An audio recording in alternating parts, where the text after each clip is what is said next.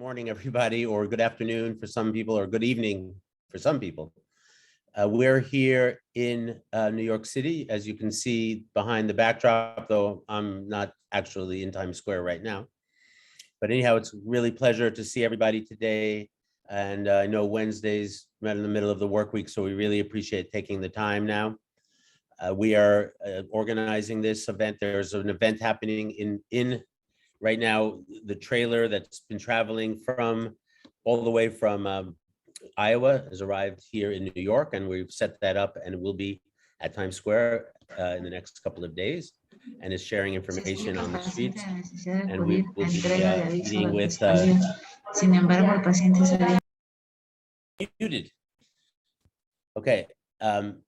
Anyhow, I think I got muted again, but I'm not muting myself. Somebody's muting me, so don't mute me, please. If you look at the bottom of the screen, you can see there's an interpretation button. It's on the very right bottom of the screen. So if you speak Spanish, you should go into that interpretation because Laura Reinisch is going to be translating for you. If you, at a certain point, we're going to switch over. There'll be some people speaking in Spanish, so it's a little difficult, but you may want to, if they start speaking Spanish, then you should switch to the interpretation room. And if they go back to English, then you switch around. So the English speakers would go to the interpretation and the Spanish would go to the main room, and then vice versa, you switch back after that. So that's really important. And so we're asking, just be aware of all of that. Anyhow, we have a lot of people from around the world, and we'll be introducing. Well, at first I just wanted to start by thanking everybody, to thank Chris Purdy from DKT, who has stood by our side now for 5 years and has been the principal supporter for World Vasectomy Day, and we'll be saying a few words after I'm finished. And of course, also Bergstrom Foundation, who've been a big part of it, as well as the Vasectomy Store and Male Contraceptive Initiative, and many other organizations and friends and all over the world that have made what we do possible and have really supported us in all kinds of ways.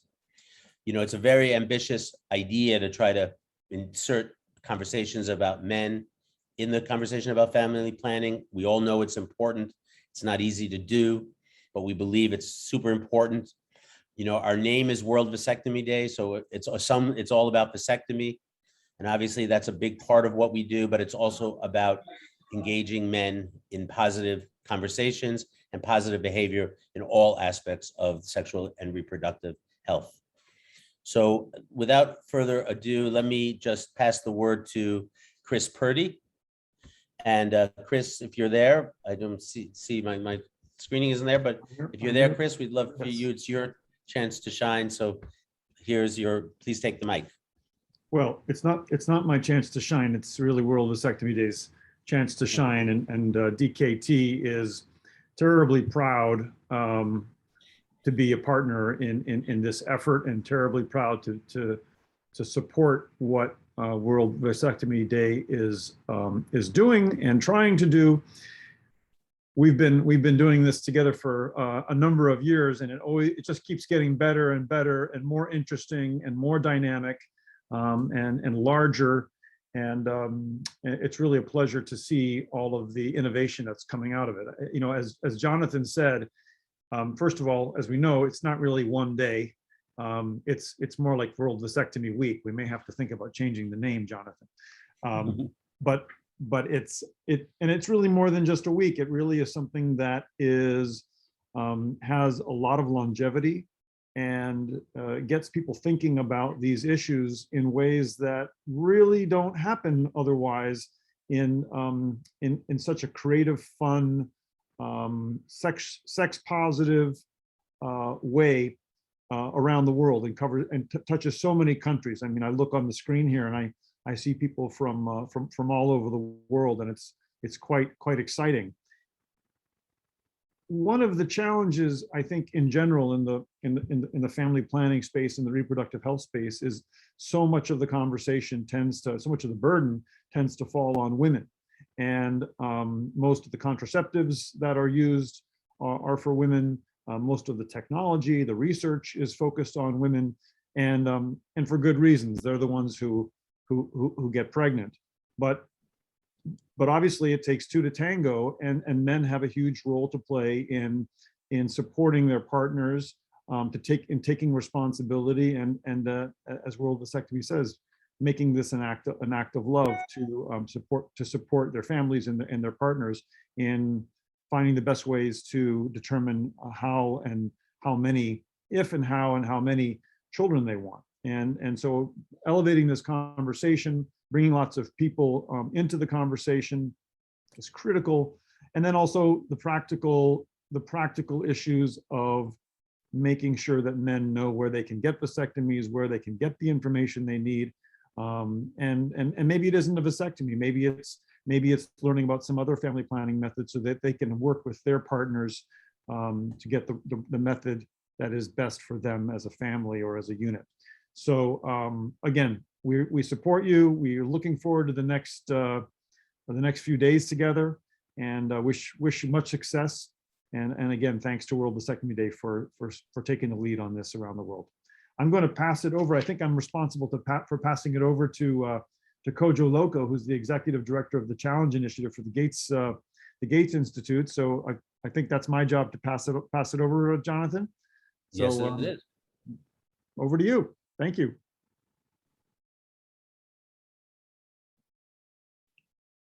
Kojo, it's your turn. You just unmute your mic. Yeah. Hello, everybody. Thanks, Jonathan. Thanks, Chris. Do we have my video queued up? If that can roll. Do we have the video? Yep, it should be going now. Deidre? Give us 2 seconds. We're just working with a little technical challenge. Okay. Let me just double check. I have it. Oh, okay, yeah, if you could, there we go.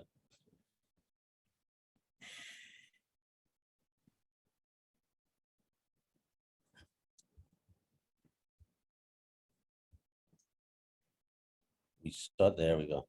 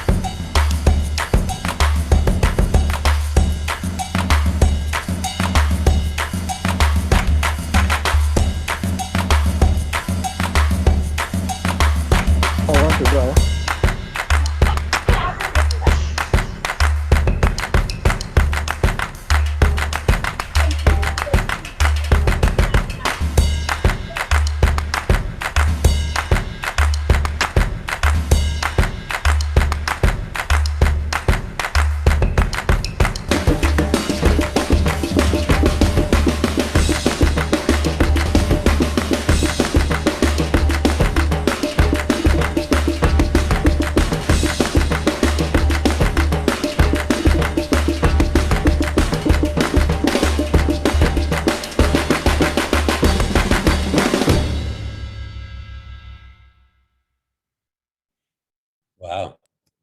Great. Excellent video. Well, thanks. And it's a pleasure to be with you all, and congratulations to World Vasectomy Day. As you heard from the video, the International Conference on Family Planning is on for November 2022 in Pattaya, Thailand. The COVID-19 pandemic not only delayed ICFP, but also progress on family planning. But our commitment is stronger than ever to this critical element of universal health coverage. It will have been 4 years since we all convened in Kigali, We are so grateful that the family planning community will have this opportunity to come together again in person to reflect on progress, setbacks affecting access to family planning. Male engagement will be on the agenda in a big way. Very much of the spirit of and inspired by ICFP, World Vasectomy Day, has worked to create a community of like-minded people. The inspiration for this global event that conceptualized male engagement in family planning as a collective experience was Mechai's groundbreaking King's Birthday Vasectomy event. We spoke to World Vasectomy Day, he spoke to World Vasectomy Day live in 2013 from Thailand for the first event in Adelaide, Australia. World Vasectomy Day was with us in Indonesia and in Rwanda. And we are hoping to see them in about a year in Pattaya as we collectively build a network of those who understand the importance of engaging men and boys in family planning. The Gates Institute very much understands the importance of involving men and boys as family planning method users, supportive partners, and agents of change. And before I wrap up, I just wanted to share one of the Gates Institute work that we are doing in India, just to buttress our support and the work that we're doing. Next, if you can pull up my slides, please. Thank you. Or Jonathan, just let me share the screen. Okay, share this. Can you let Kelly Welborn share screen, please? Antonio? Are you able to share now? Yes, thank you. Yeah, you can do it now. Great. Thank you.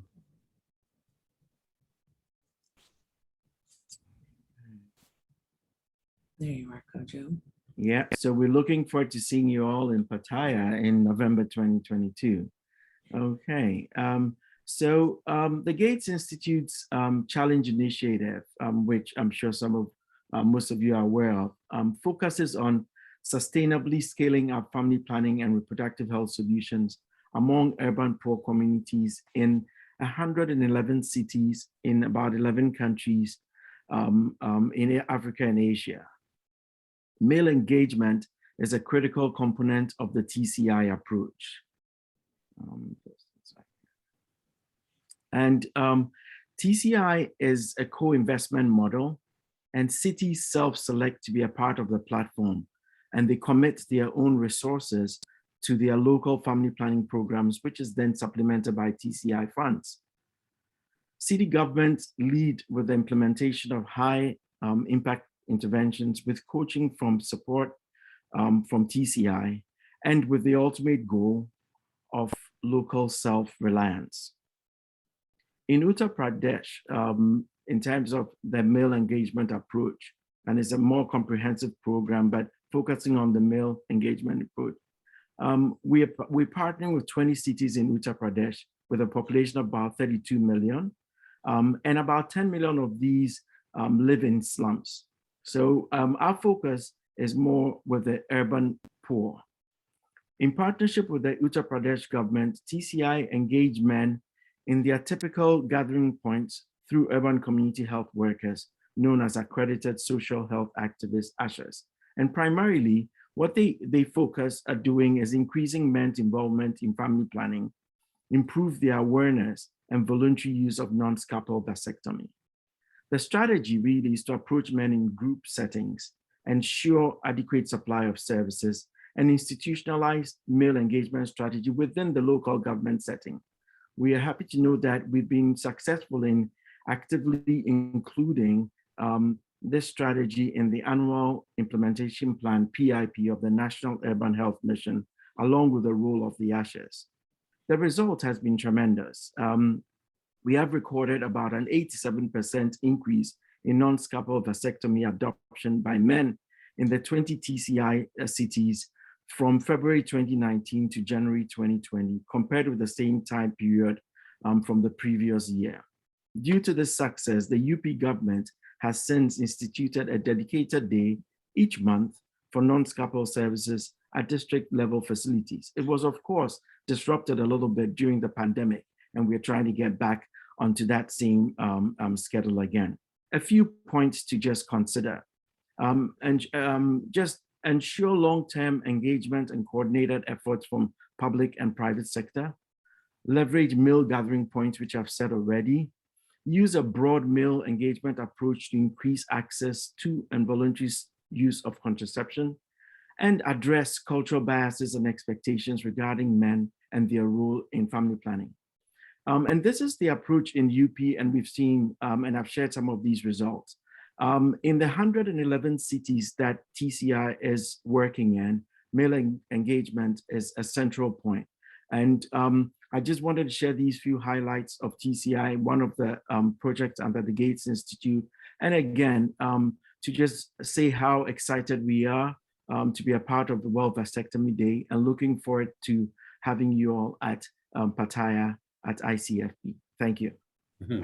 Thank you so much, Kojo. It's so interesting all that you're doing. I'd love to follow up and learn more about it. I wish we had the time to go into all those details, but so many of those points are really critical and apply everywhere. I think that's one of the exciting things as we learn, there are all the cultural differences, but there are commonalities that apply across all cultures when working with young men. And, especially in today's world where social media and is such a big part of people's identity, you really finding ways to communicate that are, very inclusive. So that's excellent. Thank you so much. And thanks, ICFP. Yeah, the real truth was that World Vasectomy Day exists in many ways because of the energy generated through the conference. And the conference, I just hope it can come back to be in person.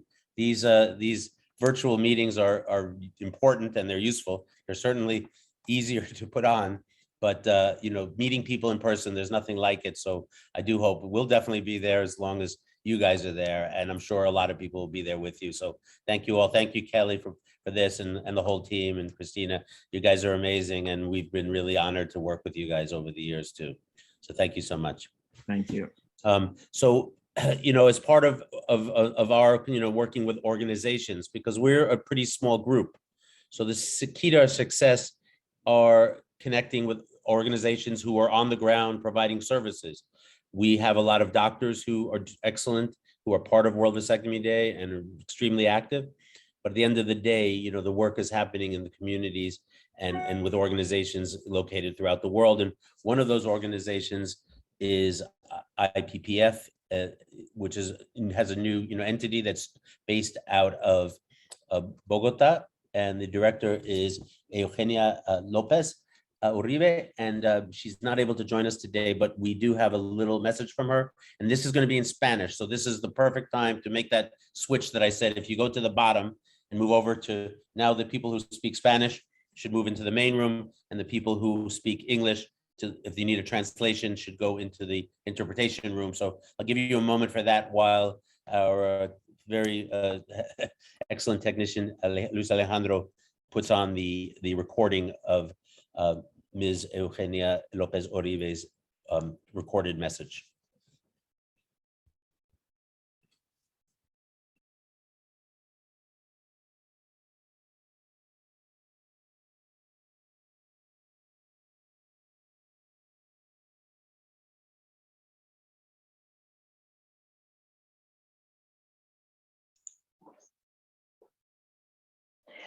Hola, mi nombre es Eugenia López Uribe y soy la directora regional para IPPF en las Américas y el Caribe.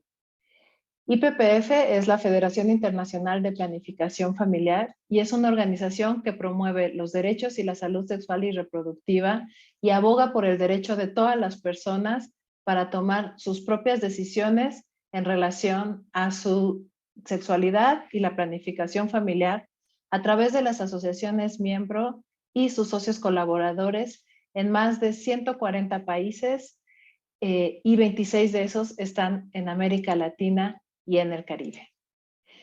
Nosotros hemos trabajado con hombres en salud sexual y reproductiva dentro de la federación por nuestro compromiso a trabajar con ellos como usuarios de servicios, como socios y como agentes de cambio en todos los esfuerzos para alcanzar las metas y los objetivos estratégicos de la federación.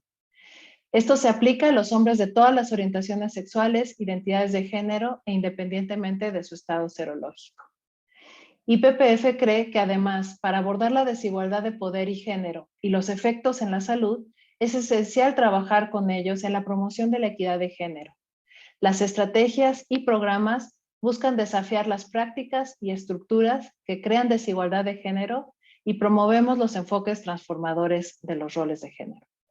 Nuestro compromiso busca en todo momento mejorar la autonomía de las mujeres sobre sus cuerpos y sus vidas.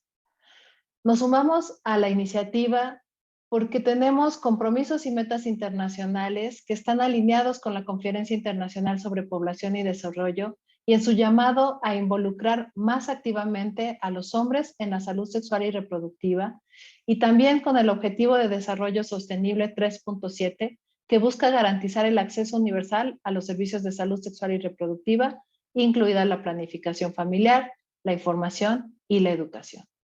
Pero también porque sabemos que existe una necesidad y una deuda pendiente.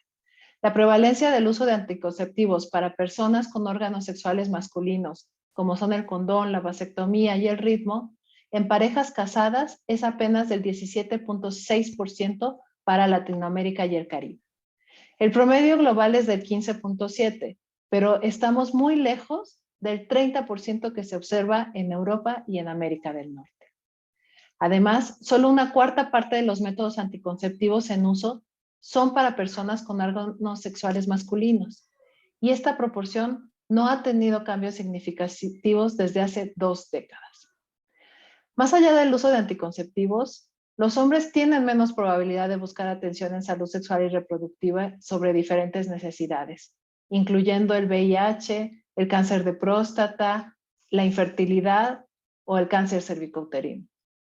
Integrar hombres a la conversación sobre anticonceptivos, planificación familiar y salud sexual y reproductiva tiene buenos resultados para la salud de un ecosistema social más amplio, especialmente en las mujeres y en los niños.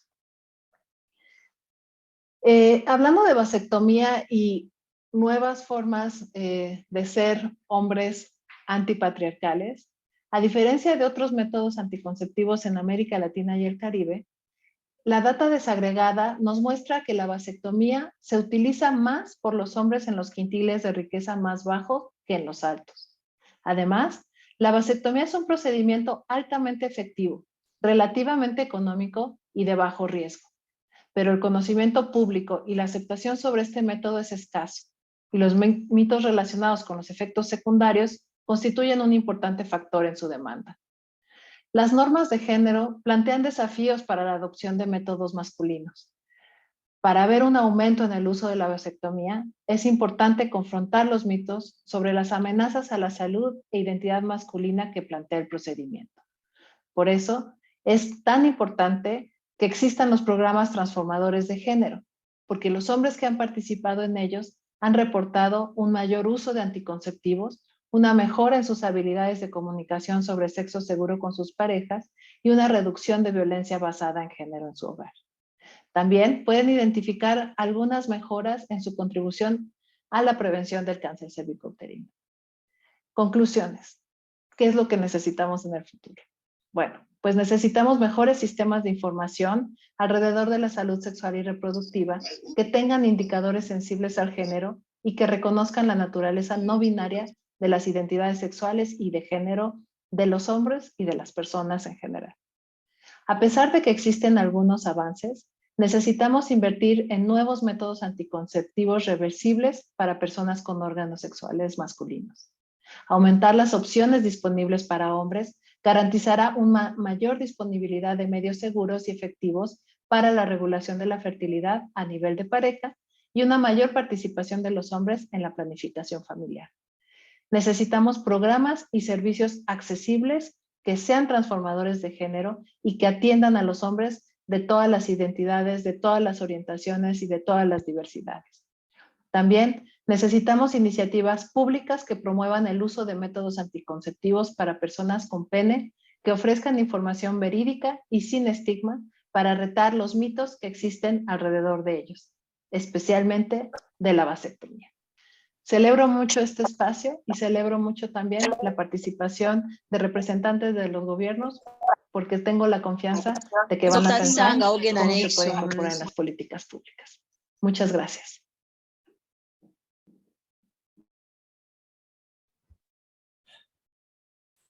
Also, we've been very fortunate in a few years back, we were able to get one of the rapid response mechanism grants from the FP 2020 at that point.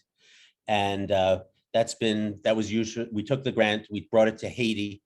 We worked with them. We worked with a local organization from IPPF, which now it's an organization called Pro Famille in Haiti, which is now part of Fos Feminista, which is a new organization. And we've spent a month with them and with the grant from FP 2030, FP 2020, we were able to create a whole program with them.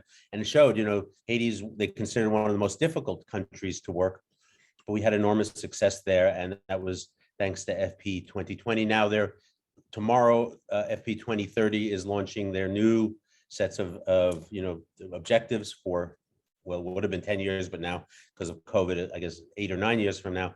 But we're going to hear now from the interim director, Martyn Smith. So if you play the video from Martyn Smith, I'd appreciate it. Greetings from FP 2030. I'm Martyn Smith, Interim Executive Director of FP 2030, and sincere congratulations to World Vasectomy Day and on World Vasectomy Day 2021, and the very impressive 24-hour celebration of an inclusive conversation about male engagement in family planning. FP 2030 is a global partnership, as I hope you all know, to empower women and girls by mobilizing policy, investments, and action in rights-based family planning. The change we wish to see in the world is voluntary modern contraceptive use by everyone who wants it, achieved through individuals' informed choice and agency, responsive and sustainable systems, providing a range of contraceptives, as well as a supportive policy environment. And one of the 4 guiding principles underlying FP 2030's vision is empowering women and girls and engaging men, boys, and communities. Positive male inclusion is needed to truly transform the normalization of family planning. This must happen in tandem with the empowerment of women and girls to create true equity. Now, as we all know, engaging men in family planning is crucial, as men are not only both clients and partners in family planning, but also agents of change. Male engagement refers to the involvement of men and boys in family planning programs across life stages, including addressing gender norms and gender equality. For men as clients, including men in family planning and reproductive health means to meet men and boys' healthcare and prevention needs. For men as partners, it means engaging men as equitable and supportive intimate partners. And for men as agents of change, it means engaging men and boys in promoting gender equity and health. Most reproductive health programs have at times failed to address the influence men have on their own health and the health of women. However, it's important to engage men and boys because they have their own distinct health needs and vulnerabilities, and because engaging men can benefit everyone, including women and girls. There is significant potential for growth in vasectomy services, particularly in low-income and lower-middle-income countries, and we do commend World Vasectomy Day and your partners for the great work in this very important area. Educating men about the benefits of voluntary male sterilization is absolutely key. A word on FP 2030 commitments. A commitment to the FP 2030 partnership is a public financial policy or programmatic pledge by a government or other stakeholder organization to advance rights-based family planning. We do ask you all to consider making a commitment to FP 2030 as we are in this crucial commitment-making stage at the beginning of our new partnership. Please, to learn more on how to make a commitment to FP 2030, visit our website at fp2020.org. Once again, sincere congratulations indeed on the occasion of World Vasectomy Day 2021 from all of us at FP 2030. Many thanks. Well, thank you, FP 2030, and it'd be interesting to see those guidelines when they come out in the next 24 hours. So we'll be reading them. I'm sure all of us will be interested to see what they look like, but I'm excited to see the work that they're doing, and it's good to hear that they're increasing and remain committed to engaging men. Just as many of you know, I come with a filmmaking background, and part of what we try to do is make it fun and creative.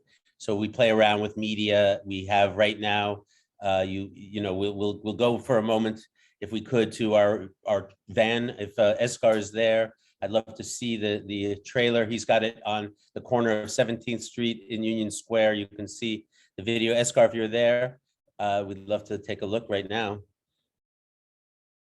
If he's not there, we'll let's hold off then on that.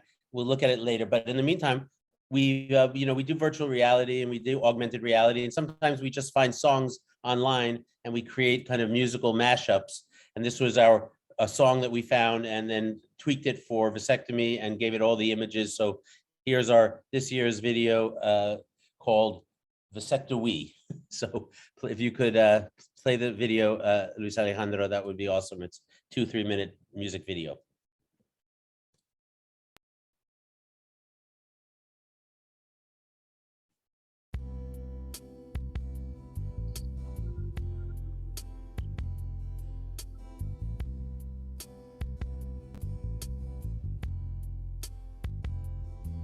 There's a little procedure that could change the world. It can make you a hero. Do a solid favor for your girl and get unwanted pregnancies down to 0. It's got no side effects that are adverse. And don't you know it can even be reversed? Oh, it might increase your pleasure. Look, we're all in this together. It's an option worth talking about. Do it for all of us. It's not dangerous. Vasectomy, vasectomy, vasectomy.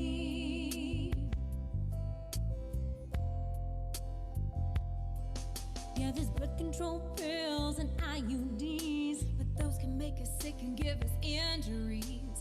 Ladies can't make babies for a limited time, but you can shoot those babies out until you die. If you're being careless, you can spread your seed. It's time you took more responsibility. Oh, we're not being dramatic. Birth control's been problematic. Oh, we really should be talking about this. Do it for all of us. Time to get generous. Vasectomy, vasectomy, vasectomy. You can change the world. You can change the world. No more unwanted pregnancies. Think about a vasectomy.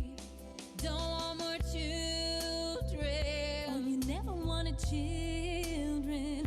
Just tie up those tubes for me and you. Do it for the kids. Do it for the ladies. Vasectomy, vasectomy, vasectomy.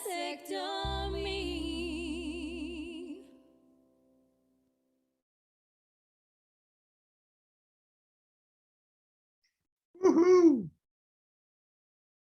Jonathan, you're muted.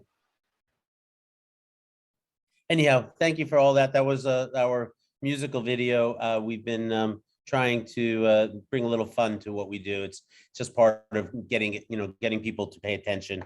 Humor always helps. Anyhow, we also always really are trying to emphasize, that the importance of going beyond just vasectomy and really talking about new masculinities and how new masculinities are impacting the work all of us are doing around the world. There are changes that are happening, and sometimes we fall behind what the discourse is out on the streets all over the world. So I would like to now bring on to lead the next panel is going to be Dr. Margaret Greene and Dr. Gary Barker and Chris Hook are from Promundo, and I'll pass it on to you, Gary. It's always a really pleasure to work with Promundo. Promundo, he'll share, but it's really one of the most dynamic organizations working with men's groups all over the world, and it's sort of pushing the envelope and really forces us to see way beyond, just the traditional ways of looking at vasectomy and looking at men and family planning. So I'll put on Gary Barker now.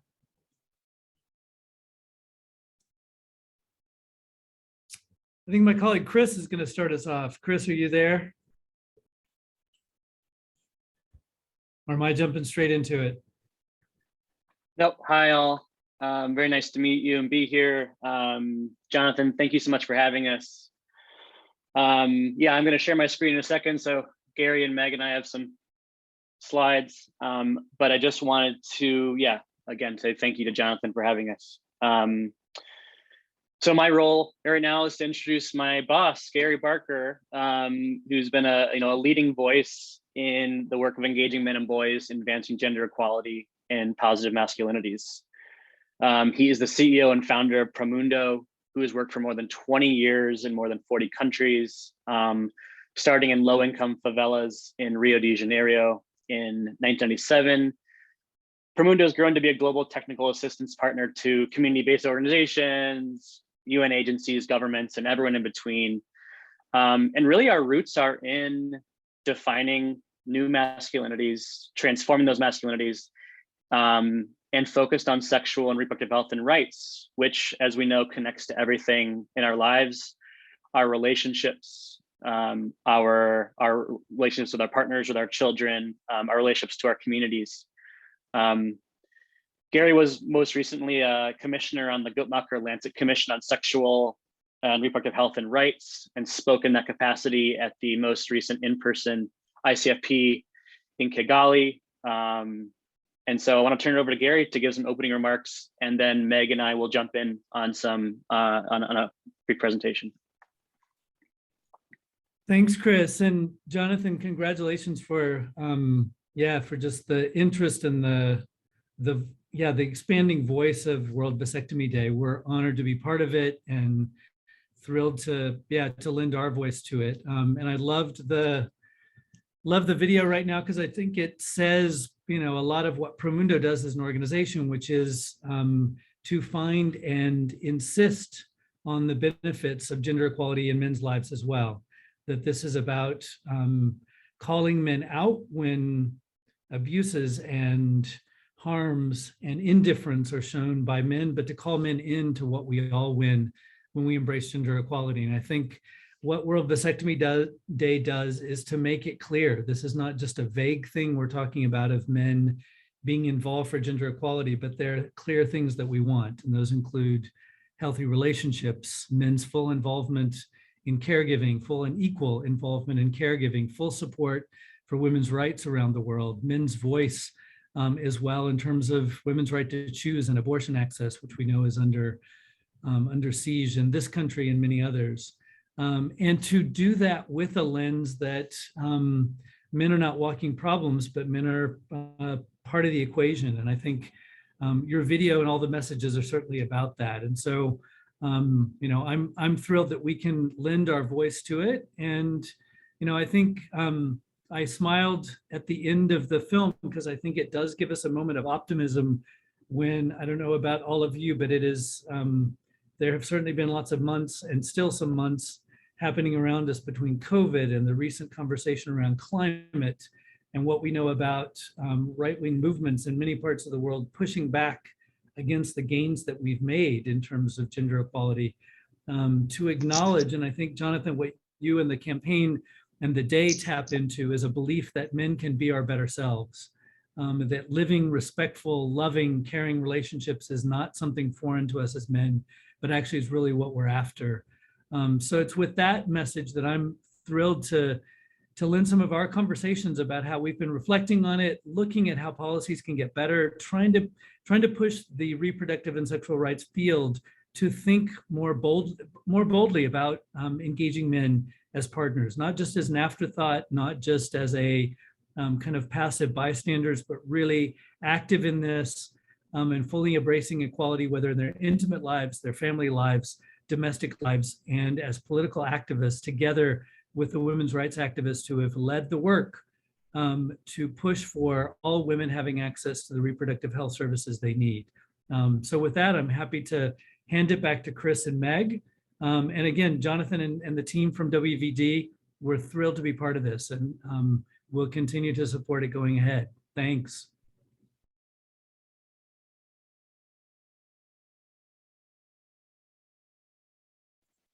Great, thanks, Gary.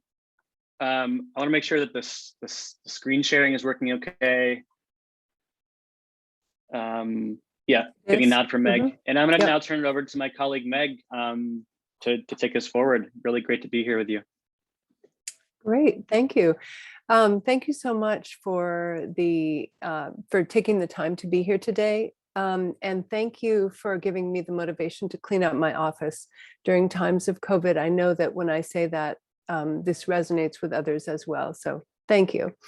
I'm really grateful for this opportunity to be participating in World Vasectomy Day, and I'm grateful that Jonathan Stack and his colleagues have rallied us here to discuss the broader meaning of men's contributions to the movement for sexual and reproductive health and rights.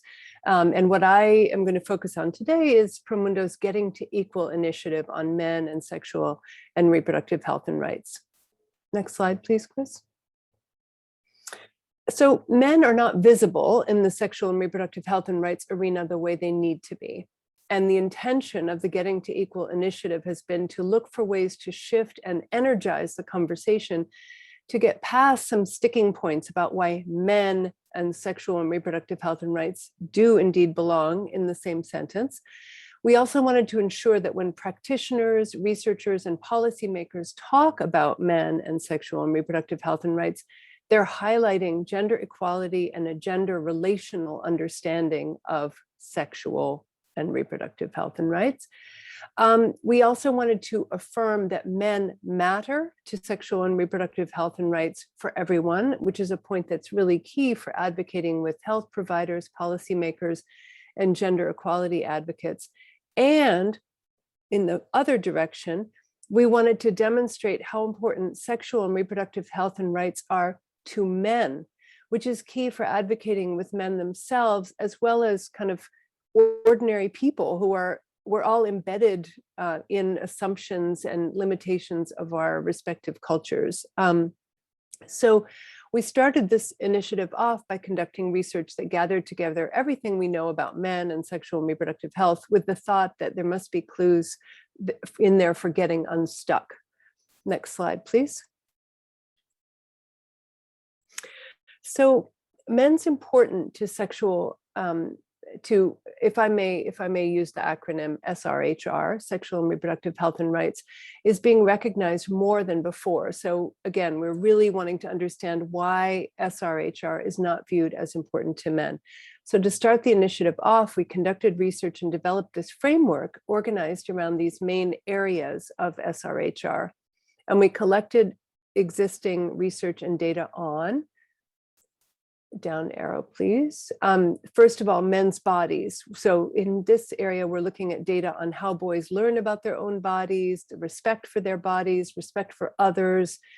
They form their identities. They learn about sexual and reproductive health and rights, how they're treated at an early age by others, and how these things sort of set them up for life. And then we also looked at men's relationships, where we presented data on relationship formation, dynamics within relationships, couple communication, violence, and other topics. Then we looked at men's reproduction, where we're focused on whether and when men have children, if they want them, and the timing in relation to other milestones and events in their lives. Now, each boy or man navigates a set of negative or positive conditions that influence his experience of sexual and reproductive health and rights. And then, so what we wanted to look at was all of these different aspects of SRHR taken together, men's experiences of their bodies, their relationships, their reproduction, and the supports or obstacles to SRHR that they face, how strongly these things impact their lives in all of these areas. You know, are they living in partnership with somebody? Are they on their own? Did they drop out of school? Did they continue school? Did they go into jobs at an early age because of an unintended pregnancy, et cetera? So we're trying to look at the impact of this aspect of people's lives, which which intuitively we all know is so central to all aspects of men's lives. Next slide, please. So you could just go down, Chris, you could just do them all. Yeah, thank you. So a major contribution of the report is to lay out this kind of life course perspective on SRHR and the cumulative impact of this aspect of life on other areas of men's lives. So just a few examples of some of the kinds of evidence that we looked at in these different categories. So how there's growing evidence on sexual coercion among boys. We have much more data and it's more prevalent among girls, but it's very an important experience in the early sexual lives of boys. And obviously that translates into attitudes around sexuality, and there's little care given to boys supporting boys' emerging sexuality, and this can harm their mental health, their school performance, their confidence, and their attitudes toward their bodies and about sexuality. With regard to relationships, an example sort of a couple decision, which it has to do with sex preference, is that parent-son preference has had lasting relationship consequences for their sons. For example, in China, where millions of men will remain single for their whole lives, and kind of how that affects everything, every aspect of their lives. And then we also looked at what happens in the relationship and the relationship dynamic, how that can be reinforced by community norms and expectations, and how more equitable attitudes in a couple could be reinforced by equitable norms in the community, and how that plays out in joint decision-making around a variety of aspects of home life. And then finally, in the reproductive arena, one area of great interest is how unintended pregnancy can have a lasting negative effect on men. And though the data are comparatively limited, compared to the data on the impact on women of unintended pregnancy, the data we do have show that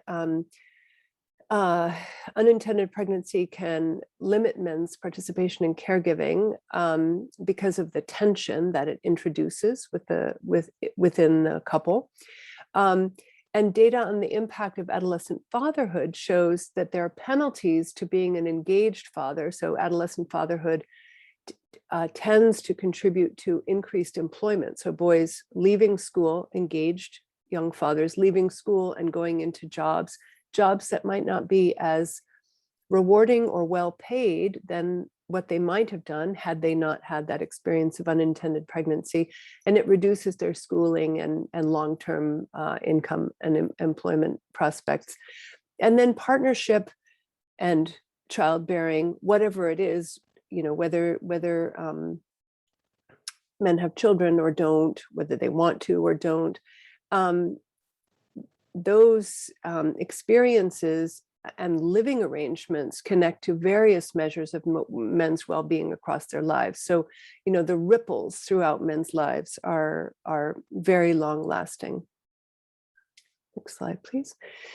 So just to share some data here, I just thought this was really interesting. So on the left, you see the increase overall in men's knowledge of different contraceptive methods in different countries. So the number of contraceptive methods that they know about has greatly increased over the last 20 years.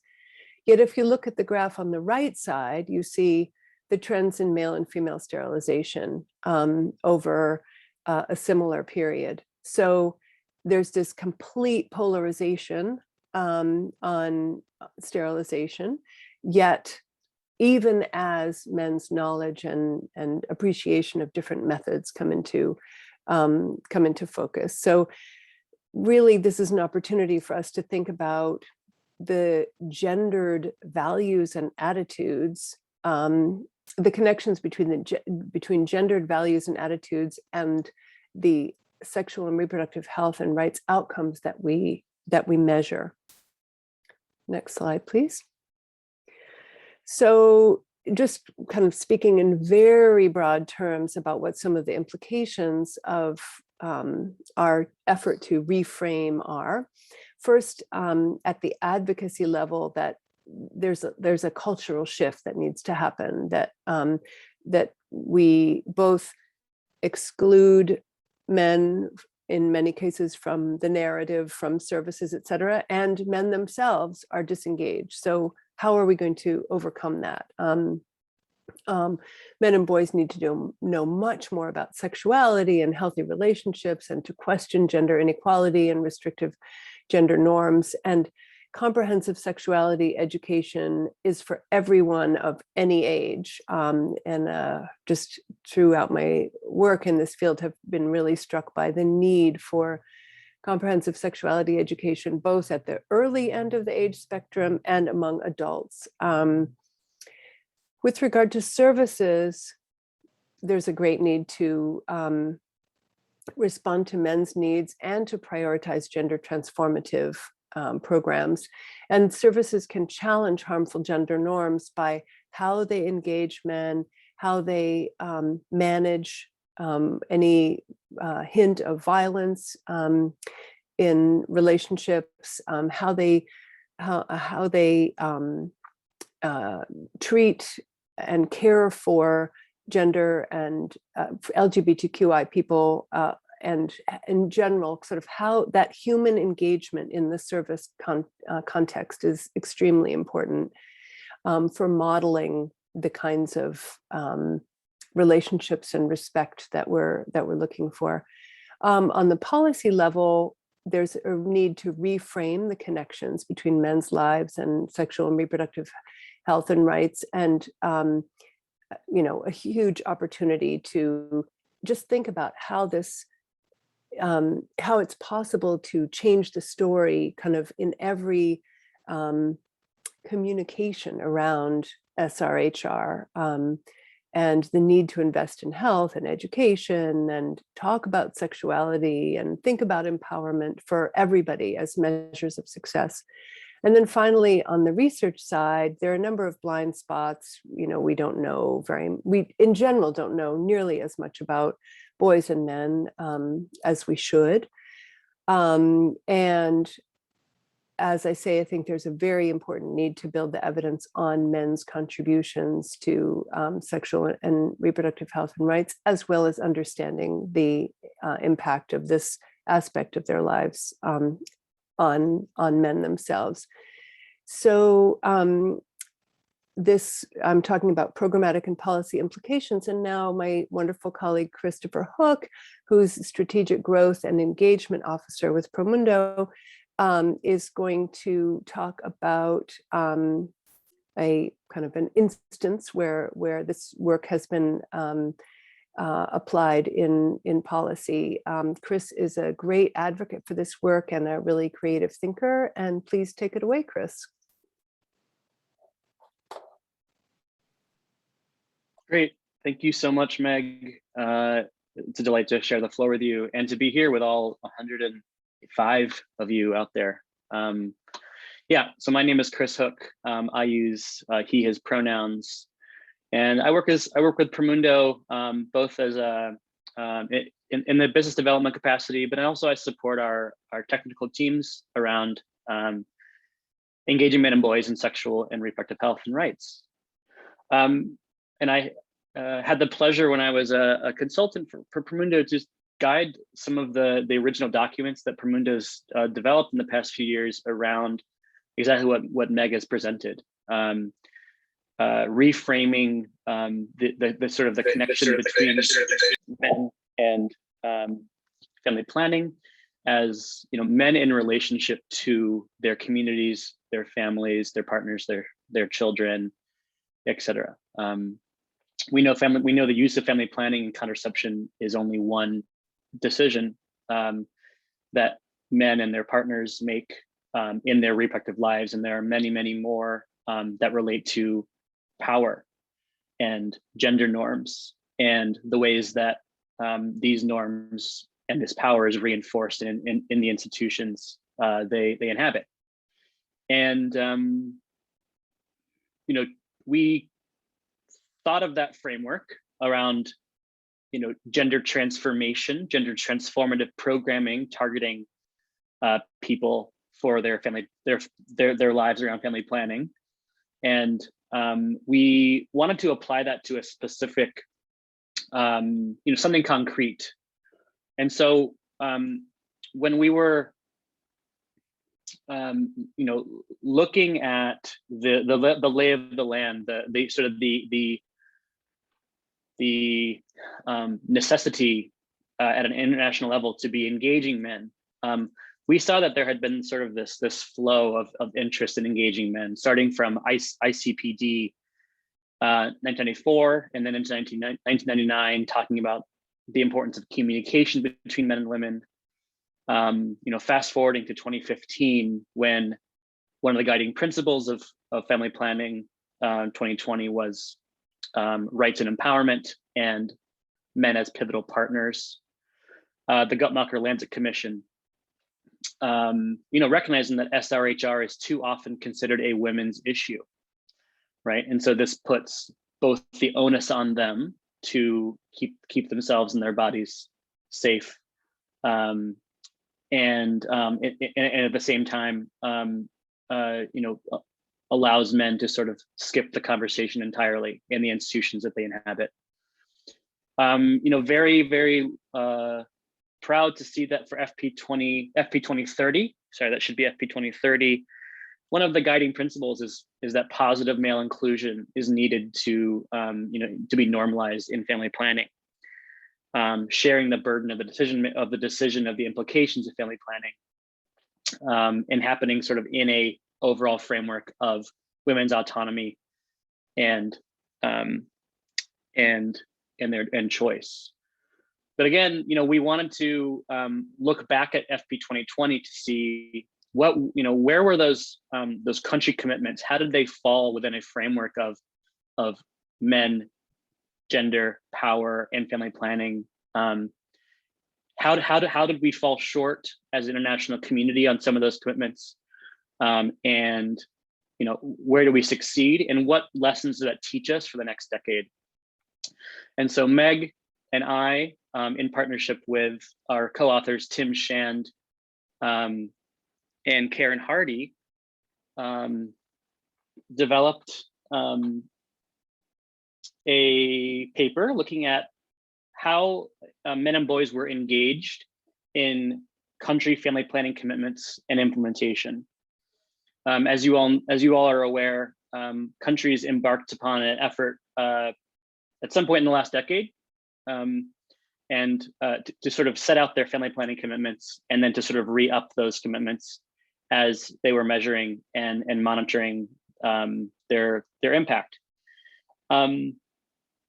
So, taking a look at these commitment documents, many are hundreds of pages long and available on the FP 2020, now FP 2030 website.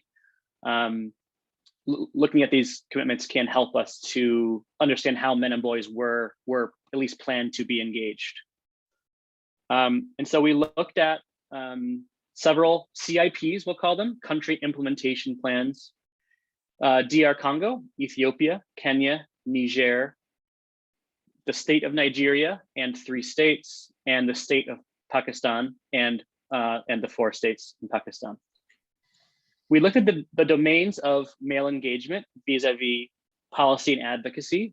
So how are men and boys included in policy and advocacy, financing and governance, demand generation, service delivery and human resources, and measurement, aka how do you know what you're doing? And these are the domains in the CIPs that were pretty standard. And we also looked at gender norms. How did the CIPs talk about gender norms? And how did they include services to men, including vasectomy, condom distribution, but also adolescent-friendly services that focus on boys? There are a lot of limitations of this analysis. Of course, non-FP 2020 country documents were not included. We didn't actually track progress made on implementing male engagement, but just what was planned. And of course, there might have been a lot done in the countries that were not put on paper that are not captured here. So and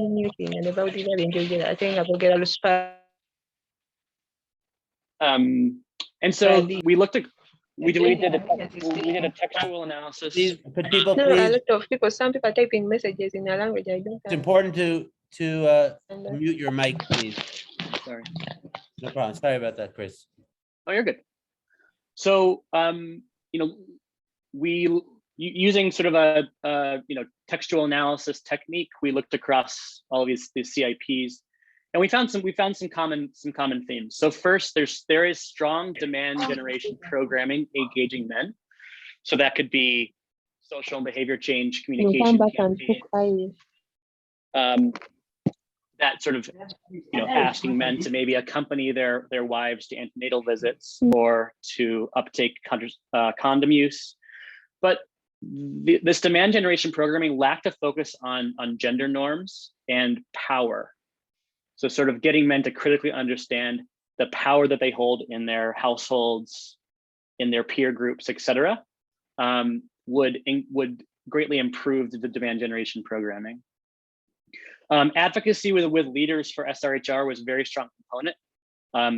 Think about the outreach to religious leaders, such as in Islamic leaders in Nigeria. That was a very strong component. But we would urge, advocacy efforts to explicitly target male leaders for their masculinity and their maleness. To sort of, again, be asking them to deconstruct the power relationships that men have in their families, in their partnerships, in their institutions, and to understand that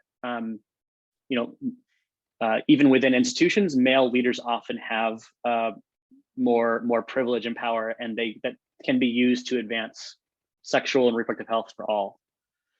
Adolescent-friendly services was a strong component. But we're not exactly gender responsive. For example, we know that boys need different things from girls. Girls start puberty at an earlier age. They might obviously have different options for contraceptive use. Boys often have, because we are not socialized to be fluent in clinical environments, to feel comfortable in talking about these topics, we often need a little bit of more hand-holding and support. And so it's important for adolescent-friendly services to be engaging boys and girls differently. Few policies, norms, and protocols reinforce targeted behavior change at an individual, family, and community level. That is to say that while demand generation and outreach to religious leaders, et cetera, are great, oftentimes this puts the onus on change at the individual level or the family level, and actually takes up incredible amount of resources that could be better applied to shifting policies, norms, and protocols. I think vasectomy is a very good use of this, very good case study for this. In many countries, vasectomy is not sort of task shifted down to lower cadres of health workers, but evidence suggests that it could be in ways that male circumcision was task shifted down to lower cadres of health workers. And that would take obviously norm and policy change and training of health workers. But this is something that is possible, and countries like Pakistan have been showing us how to do this. Measurements are really important. Measurements tracking behavior and attitudinal change related to male engagement of gender equality. Measurement is obviously very difficult, and it's particularly difficult to measure how are behaviors and attitudes changing within a certain environment. But we know that there is this direct link between how men view family planning, how they are critical or not, how they are enabling of their partners to use or not family planning. There is a link between that sort of attitudinal piece and the actual seeking of the service, receipt of the service, and consistent use of it. And last, certainly male methods and services were absent, and this is very likely due to a lack of options for men, especially long-term options. men really have the male condom usually at the early part of their reproductive lives, vasectomy at the middle or late stages of the reproductive lives, and we might call pulling out a male method, or at least a shared method. And I know that folks from the Male Contraceptive Initiative are going to talk about efforts to promote a new male contraceptive that can work more effectively than condoms and can be kind of easily accessed. So that would be a major, point of interest. If you want to know more, the citation for this paper is at the bottom. If you just search "a long way to go" hook Greene, it will come up, I promise you. We'll also make sure that Jonathan has this link that he can send out afterwards. But it was we're very grateful to the Gates Foundation for a grant to do this work and for publishing on their platform. We do make some recommendations here. I'm not going to go through them because we just talked about them. But I do want to I do want to just say that Gary, Meg, and I are all we work on this issue from the global north, but this is not a global south issue. This is a universal issue. In my small town in the United States, in the state of Ohio, sexual education was extremely limited. None of my teachers, my parents, my peers had any knowledge or even comfort in talking about this issue. You find a lot of conservative groups in the United States, parents groups in particular, who stand against even mentioning sexuality in schools or youth spaces. And so, as a boy, and probably just as a young person in general, we are often asked to navigate that world alone.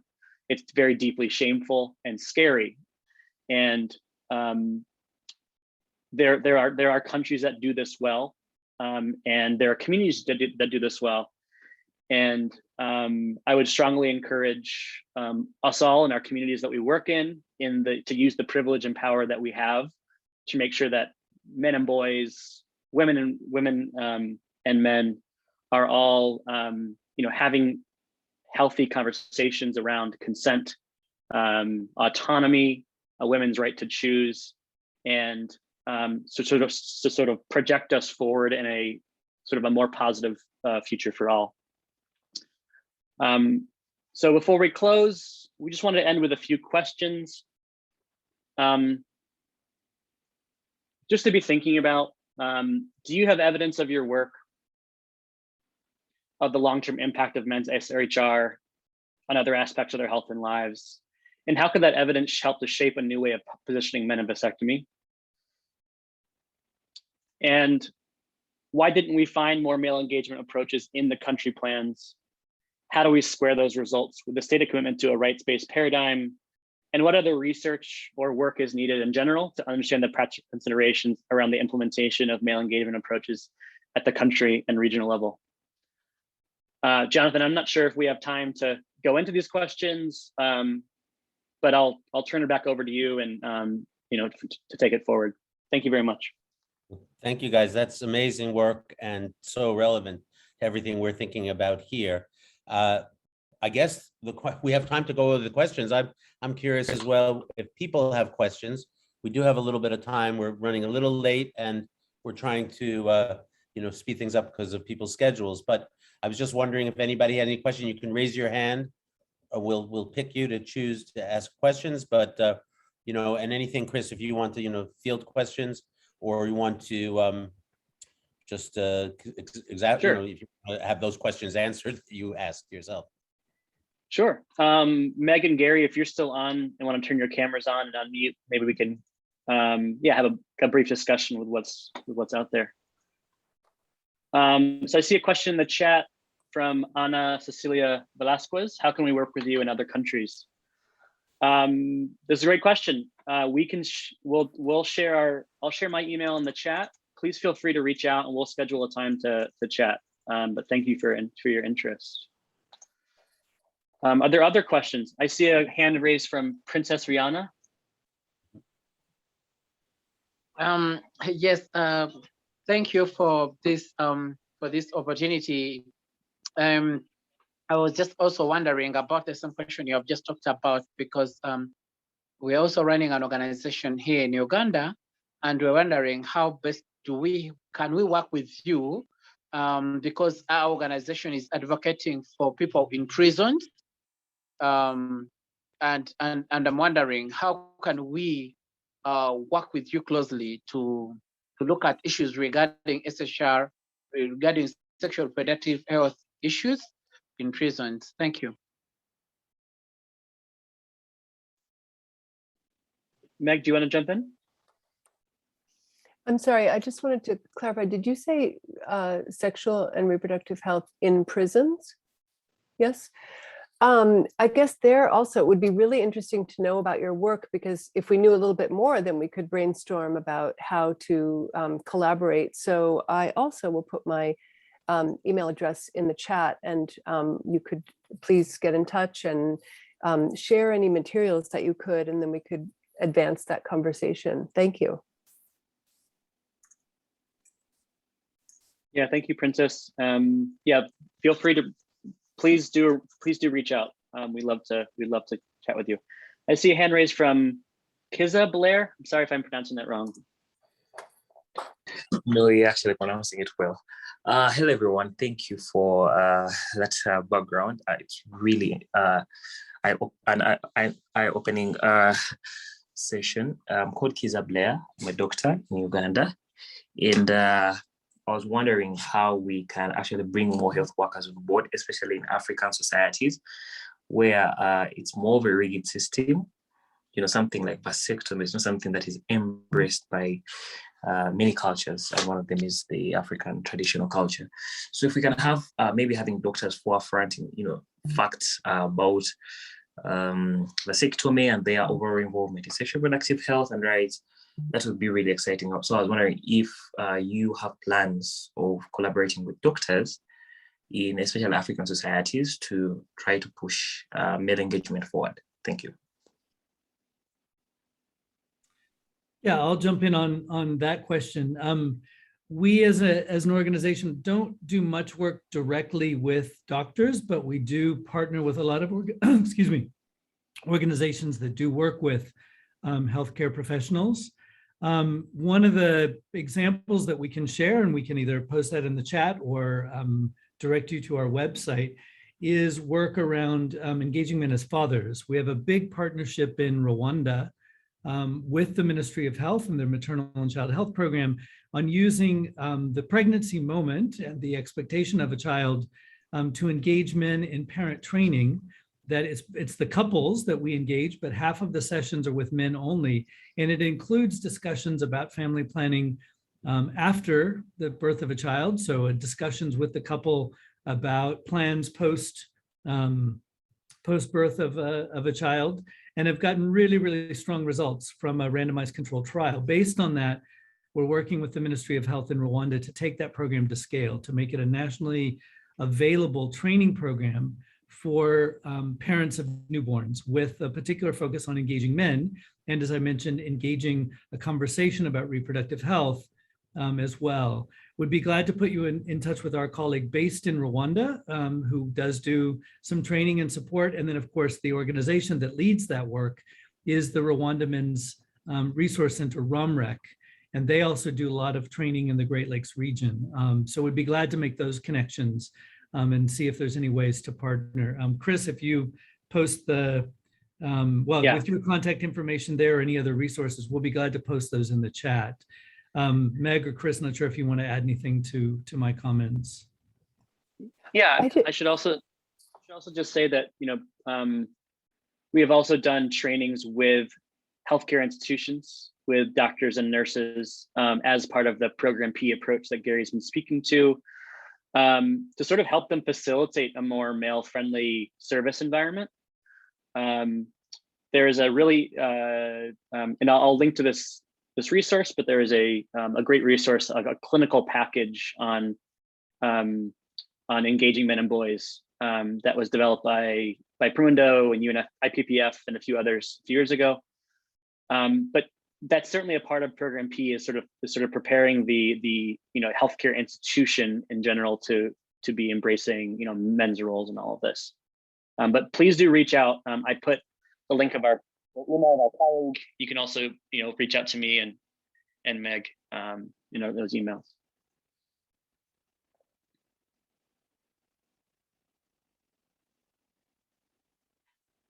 Are there any other questions? Are there any other questions? Yes, I just have a small concern. Sorry, dear. Please. Okay. Like I think there's a way I feel like I've not been responded well according to what I was inquiring about. I'm just giving a small. I'm requesting for just a small minute of explaining what I was trying to bring out. Here in Uganda, I personally am running an organization called Initiative for Rescue Uganda, and it advocates for LGBTI persons in prisons, and also aged people who are aged, who are men and women, people who are aged in prisons. And we have realized that issues regarding sexual reproductive health issues have been a challenge in prisons for those that are out and in, just because of stigma and discrimination that is happening due to the homophobia and a lot of issues that have been coming across in this country. And there is a way I feel that I was just inquiring that how best can our organization that we are running currently, how best can our organization have a partnership with your organization to strengthen or to see how best we can advocate for these rights of people in terms of SHR, so that we can see if people can get away from issues that we're trying to talk. Yeah, I'll jump in again on that. I think I'm not sure whether you're connected with kind of two of the global alliances that are working on engaging men for gender equality. One being the Men Engage Alliance, which I think would be great to connect you to. Men Engage also has a working group. Men Engage is a network of NGOs working on positive male allyship around gender equality. It has about 700 member organizations around the world, and there's about 20 some odd networks in sub-Saharan Africa, including in Uganda. The website there, great, Meg just put that in there. I would encourage you to be connected to them. There's also a sexual and reproductive rights advocacy group working within that's doing a lot of exchange about approaches across sub-Saharan Africa and beyond that I think could be quite useful, including how do we push back against some conservative ideas. And then the other would be Men Care. So the global campaign on men's positive involvement as caregivers and fathers is another space where we're both sharing good practices and also working to align forces around how do we push back against conservative discussions and really try to build on the best that all of us are trying to do. So we can provide a link to both of those, and both of those are membership organizations that I'd highly encourage you to be part of. Meg, I jumped in, but I'm sure you may have some comments to offer on this as well, or Chris. No, that's fine. I'm also conscious that that World Vasectomy Day is kind of managing a tight schedule. So thanks. Jonathan, do we have time for another question? Yeah, there's time for another question, sure. Cool. Well, I want to call him your old employee and good friend, Allison. Yeah, hi. Good to see a lot of friendly faces here on the call, including Chris. It's been a while. Good to see you. I have a desire to kind of seize this moment where I so appreciate seeing so many friends and allies from all over on this call, such fantastic advocates, practitioners, and individuals that believe in this work. I so appreciated the analysis you all did with these FP 2020, now 2030 plans and country commitments to take advantage of how many people are on the call and recognizing that you had a fantastic suite of recommendations. The power of collective action cannot really be understated. Are there any short-term high level priorities that you would like to put forward to this group of individuals to think about what we could all kind of throw our weight behind as an incremental step toward some of these high level, ambitious and important goals that we all have in mind. Just to ask, softballing questions, really easy one. I know I'm throwing at you guys, but I just, would love to hear kind of what you see as some of these like important short-term things we can all really get behind.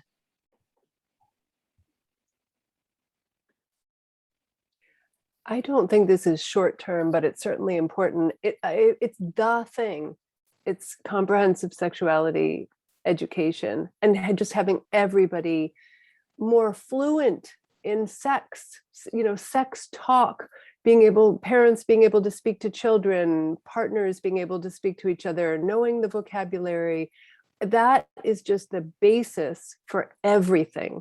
And it's obviously not at all short term, but it is something that everybody needs to be throwing their weight behind.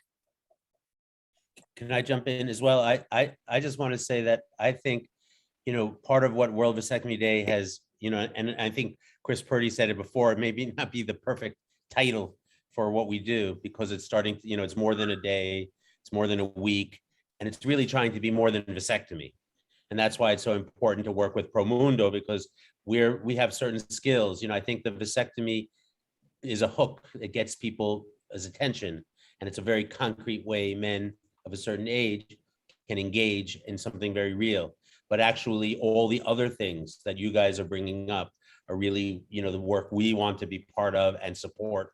Because I think what we're noticing, and Allison just came back from Bolivia and was did a whole, sort of talking to the men. I think there were 127 men, and starting to think like, are the men who get vasectomy natural allies of a sort? Are there men who could be brought into the bigger, broader conversation as active partners in this? And so the idea of World Vasectomy Day originally was that. It was like, how could I aggregate positive male energy? Where would I find it? And then once you've had access, once you connected, what could you do with it? And that's been something we've been talking a lot. Allison obviously has been part of this conversation for years, but I don't know, Allison, maybe just super briefly, you could summarize a little bit what you did find in that conversations with those men in Bolivia. Sure, be happy to. Yeah, I had the privilege of kind of maintaining, I suppose, consulting status over here at World Vasectomy Day, and got to spend a week in Bolivia with Marie Stopes, Bolivia. I know Ana Cecilia is on the call. And I was lucky to support a mixed methods survey we ran that included both some quantitative questions, close-ended, about demographics and background, but we also included some questions about beliefs and opinions about unilateral and bilateral decision-making when it comes to contraceptive uptake. So that was really interesting to examine how people felt about the ability for a man to decide to get a vasectomy without consulting his partner, compared to a woman's ability to get a tubal ligation without consulting her partner, compared to the uptake of a non-permanent contraceptive method. And then we also queried beliefs about abortion rights and access. And it's an ongoing survey. So, we're looking at the results as they come in, but I won't hedge too much, but I will say we are certainly seeing what appears to be more open-minded perspectives from those who are using vasectomy compared to some of the general population data. So stay tuned. We hope to have some more great results coming out of that as Marie Stopes continues their fantastic campaign through the month of November.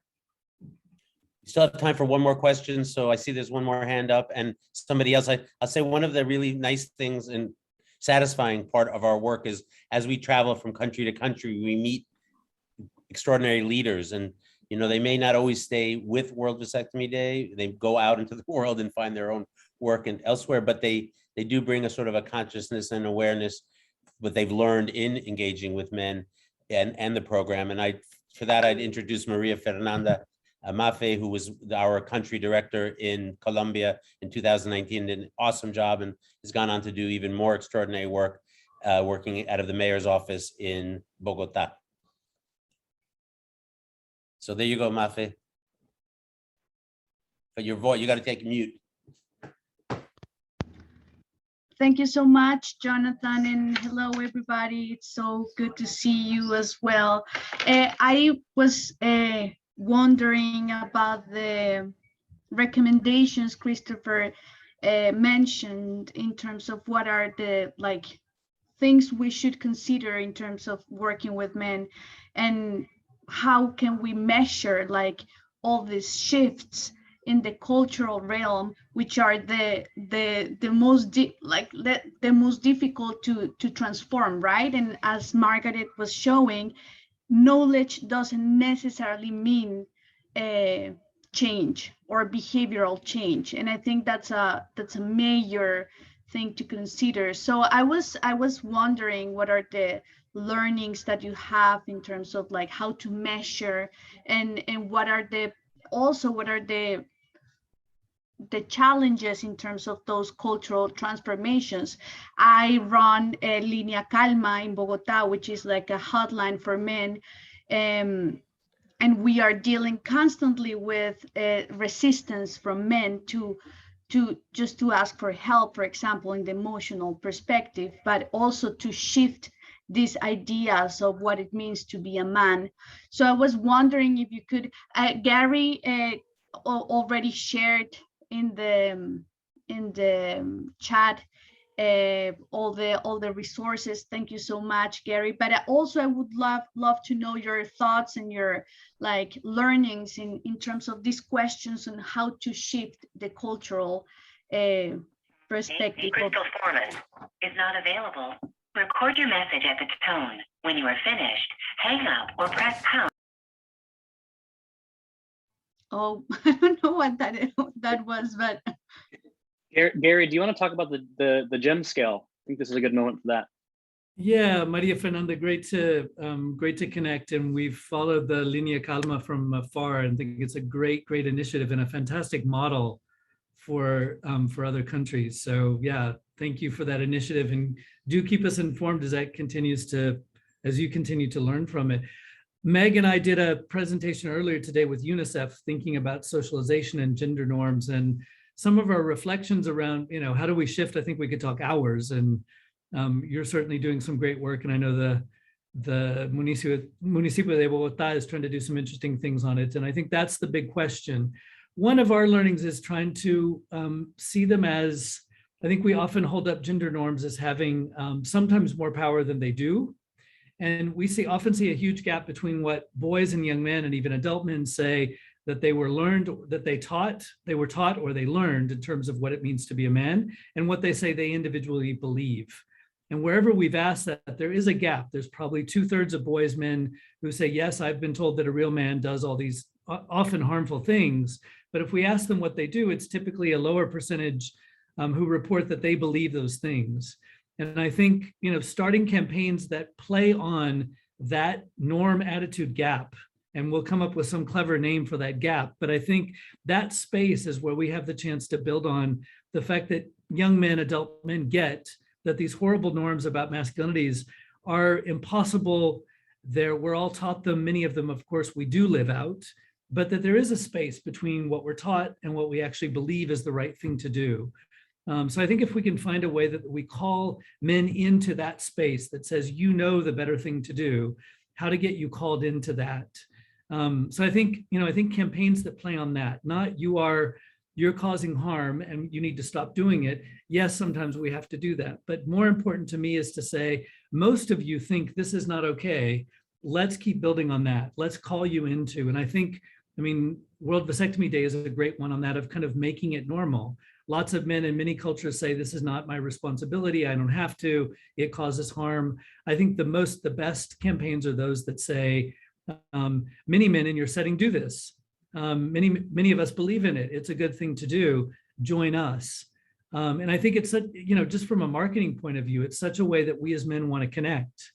The video that Jonathan just showed had love and care. Those are all words that make me look up.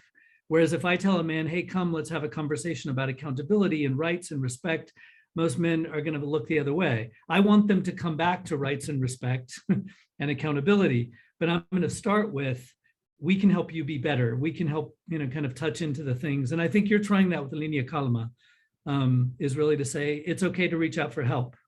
And in fact, that's a good thing to do. It's not shameful, et cetera. So I'm not sure, Meg is also doing lots of research on this if you want to add to it, but really, I think it's a great question, and it's really where the field of engaging men needs to go deeper to get these positive reinforcing, kind of helping men be our connected, caring, empathetic selves.